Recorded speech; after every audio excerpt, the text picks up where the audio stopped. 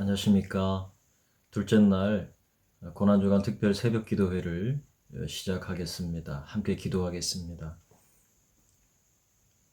허물과 죄로 죽었던 우리를 살리신 하나님, 우리 주 예수 그리스도의 고난을 통해 오늘 저희들의 죄를 사하시며 하나님의 존귀한 백성, 자녀 삼아주시니 감사합니다. 이번 한 주간 저희들이 우리 주님의 고난을 깊이 묵상하고 오늘 둘째 날 함께 우리 주님의 뒤에 발자취를 따라 하나님 주의 말씀 안으로 저희들이 함께 들어가기 원하고, 오늘 저희들이 말씀을 나누며 또 기도할 때 성령께서 은혜를 더하여 주시고 우리의 기도와 간구하는 음성에 귀 기울여 주옵소서. 예수님의 이름으로 기도드립니다. 아멘. 찬송가 151장을 찬양하겠습니다. 찬송가 151장 만왕의 왕 내 주께서, 함께 찬양 드리겠습니다.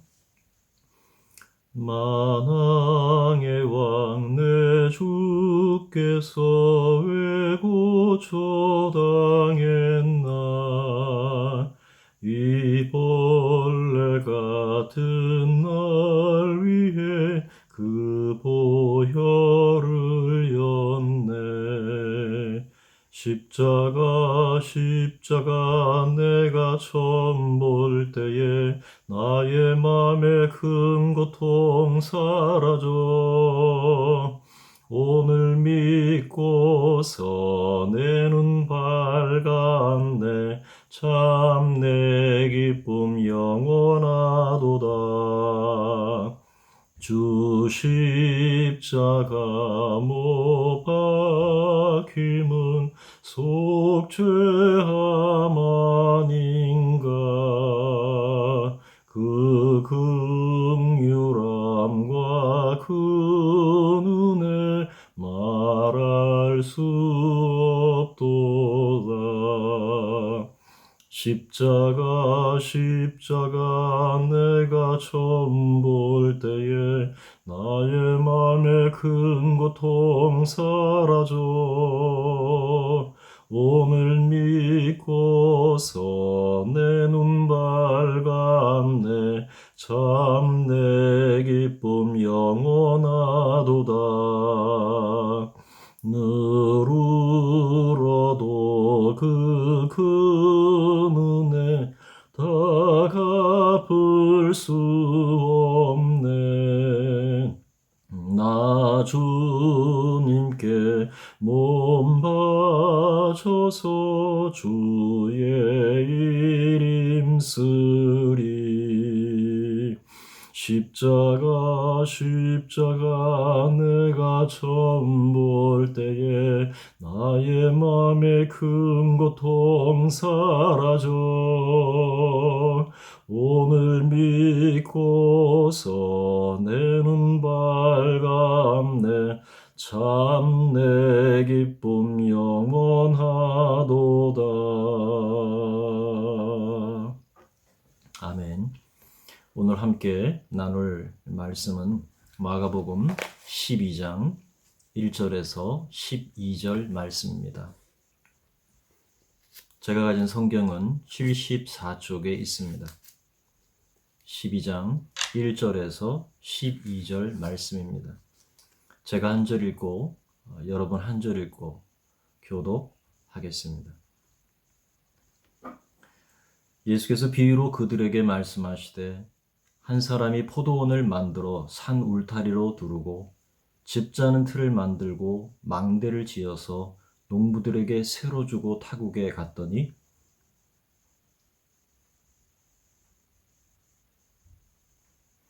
그들이 종을 잡아 심히 때리고 거저 보내었거늘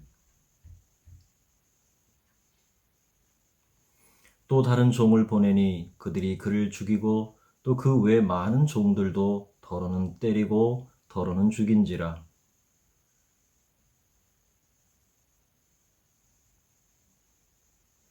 그 농부들이 서로 말하되 이는 상속자니 자 죽이자. 그러면 그 유산이 우리 것이 되리라 하고, 포도원 주인이 어떻게 하겠느냐? 와서 그 농부들을 진멸하고 포도원을 다른 사람들에게 주리라. 너희가 성경에 건축자들이 버린 돌이 모퉁이의 머릿돌이 되었나니 이것은 주로 말미암아 된 것이요 우리 눈에 놀랍도다 함을 읽어보지도 못하였느냐 하시니라. 그들이 예수의 이 비유가 자기들을 가리켜 말씀하심인 줄 알고 잡고자 하되 우리를 두려워하여 예수를 두고 가니라. 아멘. 오늘은 모퉁이돌이라는 말씀의 제목으로 함께 은혜를 나누고자 합니다. 예루살렘에 입성하신 예수님은 가장 먼저 성전을 방문하셔서 형식과 모양만 남아있는 예배를 폐하시고 자신을 통해 새롭게 세워질 성전 그리고 참 예배가 무엇인지 가르쳐 주셨습니다. 그 후 오늘 본문에는 예수님께서 제자들에게 한 가지 비유를 들려주셨습니다. 그것은 포도원 비유입니다. 본문 바로 앞 단락의 11장 28절을 보면 대제사장들과 서기관들과 장로들이 예수님께 물었습니다. 무슨 권위로 이런 일을 하였느냐? 성전 청결 사건을 두고 한 말입니다. 도대체 무슨 권위로 성전에서 소란을 피웠느냐라고 물은 것입니다. 그때 예수님께서는 답을 하시지 않고 반문하셨습니다. 요한의 세례가 하늘로부터냐, 사람으로부터냐? 허를 찌르는 질문에 대해 대답을 하지 못하자 나도 무슨 권위로 이런 일을 하는지 말하지 않겠다 답하시면서 그들에게 이 비유를 들려주셨습니다. 어떤 사람이 포도원을 만들어 산 울타리로 두르고 집자는 틀을 만들고 망대를 지어서 농부들에게 새로 주고 타국에 갔습니다. 때가 되어서 주인이 포도원의 소출 얼마를 받으려고 자신의 종을 농부들에게 보냈다는 것입니다. 그런데 그 농부들이 그 종을 때리고 쫓아보냈습니다. 그러자 다른 종을 보냅니다. 그런데 이번에는 그 종의 머리에 상처를 내고 능욕해서 쫓아냈다는 것입니다. 그래서 주인이 또 다른 종을 보냈습니다. 그런데 그 종마저도 죽여버렸습니다. 그러자 이번에는 많은 종들을 보냈는데 그들을 때리고 몇몇은 또 죽였다는 것입니다. 여러분, 주인이 얼마나 화가 났겠습니까? 참다 못해서 마지막으로 자신의 아들을 보내면서 내 아들은 존대할 것이다, 존경하겠지라고 생각했습니다. 그런데 예상 밖의 일이 일어나고 맙니다. 그 농부들은 아들이 상속자이기 때문에 죽이면 포도원이 우리 것이 될 것이라 생각하고 그 아들을 잡아서 죽여 포도원 밖에 내던져 버렸다는 것입니다. 이 비유를 말씀하시면서 9절에 포도원 주인이 어떻게 하겠느냐? 와서 그 농부들을 진멸하고 포도원을 다른 사람들에게 줄 것이라 이렇게 예수님께서 말씀하셨습니다. 그리고 본문 10절, 11절에 시편 118편 2절의 말씀을 인용하셔서 말씀합니다. 건축자들의 버린 돌이 모퉁이의 머릿돌이 되었나니 이것은 주로 말미암아 된 것이요 우리 눈에 놀랍도다. 이 말씀을 읽어보지 못하였느냐? 예수님은 반문하셨습니다. 대제사장들과 서기관들과 장로들은 이 비유가 자신들을 비유로 말씀하는 것을 금방 알아차렸습니다. 그리고는 화가 잔뜩 나서 예수님을 잡으려고 했지만 무리를 두려워해서 예수님을 두고는 그냥 가버렸습니다. 여러분, 이 포도원의 비유가 무엇을 의미하는지 여러분도 잘 아실 것입니다.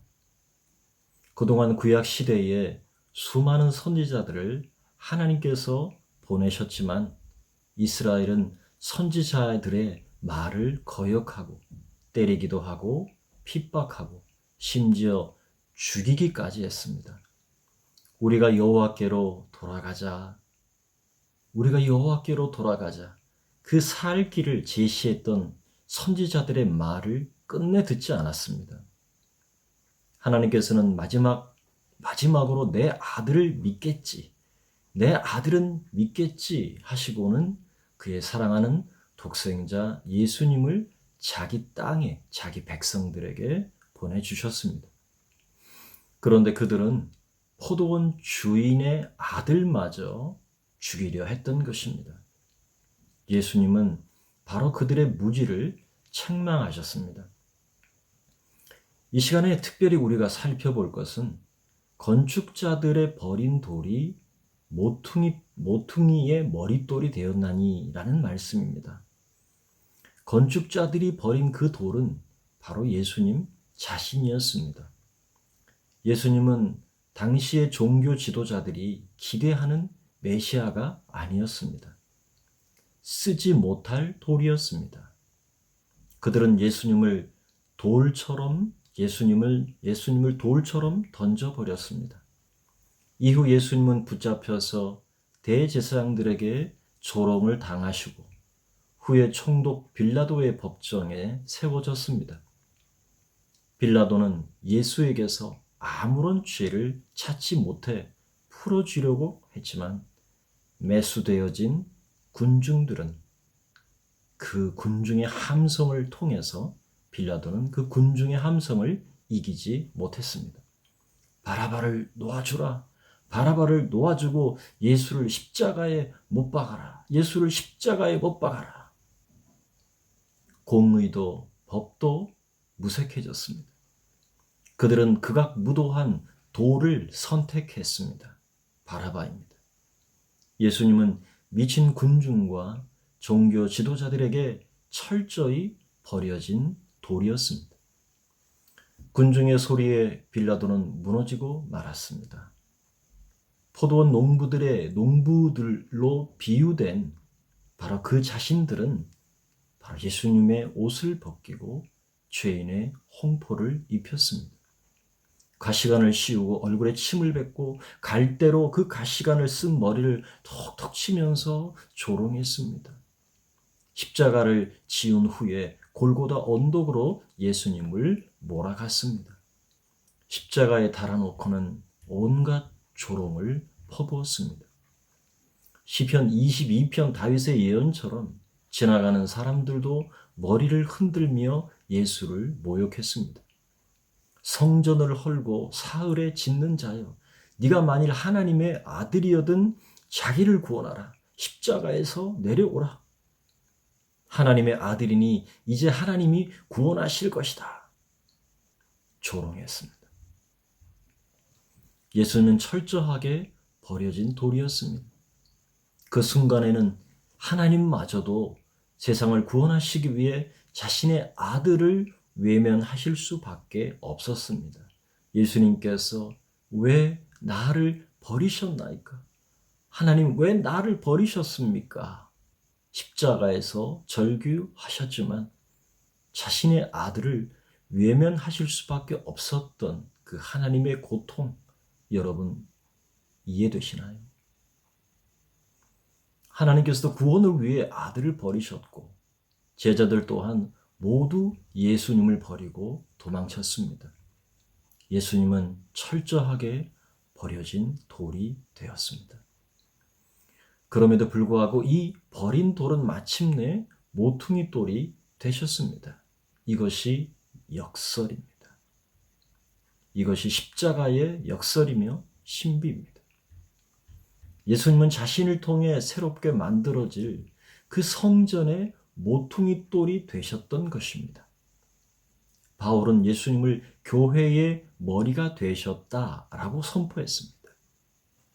예수님은 우리를 죄로부터 자유를 얻게 하셨습니다. 우리는 그리스도 밖에 외인이요 이방인이요 세상에 소망이 없던 자들이었습니다. 하나님도 없는 자들이었습니다. 그렇게 하나님과 멀리 있던 우리들이었지만 예수님께서 흘리신 피로 가깝게 하셨고 원수된 것을 십자가로 소멸하시고 하나님과 화평하게 하셨고 영원한 멸망에서 영원한 생명으로 우리를 옮겨주셨습니다. 할렐루야. 우리 예수님은 죽음에서 다시 살아나심으로 내가 이 성전을 헐어라. 내가 사흘 만에 세우리라 하신 말씀을 이루셨습니다. 이것이 건축자들의 버린 돌이 모퉁이 돌이 된 의미입니다. 바울은 에베소에 보낸 편지 2장 19절부터 22절 말씀에 그러므로 이제는 너희가 외인도 아니요 나그네도 아니요 오직 성도들과 동일한 시민이요 하나님의 권속이라. 너희는 사도들과 선지자들의 터 위에 세우심을 입은 자라. 그리스도 예수께서 친히 모퉁이 돌이 되셨느니라. 그의 안에서 건물마다 서로 연결하여 주 안에서 성전이 되어가고 너희도 성령 안에서 하나님이 거하실 처소가 되기 위하여 그리스도 안에서 함께 지어져 가느니라 라고 가르쳤습니다. 예수님은 건축자들이 버린 돌이었지만 결국 모퉁이 돌이 되셨습니다. 예수님은 이를 통해 철저하게 무너진 성전을 우리 안에 세워주셨고 이 땅에는 주님의 몸된 교회를 남겨두셨습니다. 비록 이 땅에서는 우리의 모습이 너무나도 연약할지라도 장차 주께서 이 땅에 다시 오시는 그날에 우리는 완전해질 것이며 교회는 영광스럽게 완성될 것입니다. 우리는 오늘 교회를 통해 민족과 열방을 구원하시려는 주님의 뜻을 우리 마음에 깊이 새겨야 합니다. 마태복음에서는 그 같은 맥락에서 자신의 종들에게 달란트를 맡기고 타국으로 갔다가 마지막 날에 그 종들을 다시 결산하시는 달란트의 비유를 통해 우리에게 종말론적 메시지를 주고 있습니다. 예수님 믿고 영접함으로 하나님의 자녀된 우리는 이제 각자에게 주신 달란트를 잘 사용해야 하겠습니다. 주님 다시 오실 때가 인생을 결산할 때가 다가오고 있습니다. 우리 가진 재물과 재능은 주님께서 맡겨주신 것입니다. 바라기는 맡기신 모든 것을 혹 내 것이라 여기고 자신의 욕심을 채우는 데 사용하는 어리석은 일은 없어야 하겠습니다. 우리를 위해 모퉁이 돌이 되신 주님께 감사와 찬양을 드리고 주의 몸된 교회와 하나님 나라를 확장하는 일에 주신 달란트를 잘 사용할 수 있도록 우리 자신을 살피는 지혜가 필요하겠습니다. 포도원의 어리석은 농부가 우리 가운데는 없기를 소망합니다. 하나님께서 우리에게 거듭 말씀하시는데도 거듭 말씀하셔도 못 들은 척하고 거듭해서 하나님의 뜻을 무시하고 거역하고 저버린다면 하나님께서 과연 기뻐하실까? 내가 만들어 놓은 예수님, 내 생각의 상자 속에 가두어 놓은 예수님은 이러셔야 한다고 혹시 우리는 그렇게 믿고 있는 분은 없습니까? 우리는 연약합니다. 하지만 우리가 하나님의 말씀을 순종해야 하고 우리가 주신 말씀을 삶으로 그리고 믿음으로 살아내야 하겠습니다. 건축자들이 버린 돌, 예수님은 모퉁이 돌이 되셨습니다. 나를 거룩한 성전 삼으시고 교회의 머리가 되신 고난의 주님을 우리가 기억하면서 주의 몸된 교회와 이 땅에 하나님 나라를 건설하는 일에 주님 주신 달란트를 마음껏 사용하는 저와 여러분 될 수 있기를 주님의 이름으로 축원합니다. 아멘. 기도하겠습니다.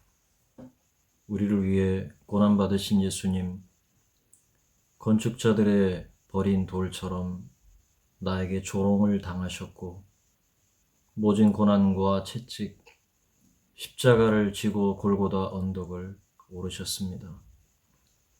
죄인된 나를 살리시려고 아버지 하나님께도 철저히 버림받으셨던 주님을 생각합니다. 감사합니다. 그리고 주님을 사랑합니다. 내 안에 성령으로 임재하시고 모퉁이 돌이 되셔서 몸된 교회를 세우시고 교회의 머리가 되신 주님을 송축하며 경배합니다. 주오시는 그날까지 주님께서 주신 달란트를 주님 뜻 위해 사용하겠사오니 우리에게 지혜를 주시고 능력을 더하여 주셔서 선한 청지기가 되게 하옵소서. 전 세계 코로나 바이러스로 고통하고 신음하는 형제 자매들에게 위로와 이겨낼 힘 그리고 능력을 주옵소서. 생과 사의 갈림길에서 오늘도 고군분투하는 모든 의료진들을 지켜주시고 주의 날개로 덮으시고 안전하게 하옵소서. 속히 치료제가 나올 수 있도록 지혜를 주시고 이 고통의 시절이 끝나고 치유되고 회복되는 그러한 새날을 주시고 긍휼을 베풀어 주옵소서. 나를 위해 고난받으시고 모퉁이 돌이 되신 우리 구주 예수 그리스도 이름으로 기도드립니다. 아멘. 감사합니다. 오늘도 좋은 하루 되시고 주님의 위로와 평강이 충만한 하루 될 수 있기를 바랍니다. 계속해서 우리가 화요일 기도 제목 다음 세대를 위한 기도를 또 계속 해주시고 또 각자 기도하시면 좋겠습니다. 감사합니다.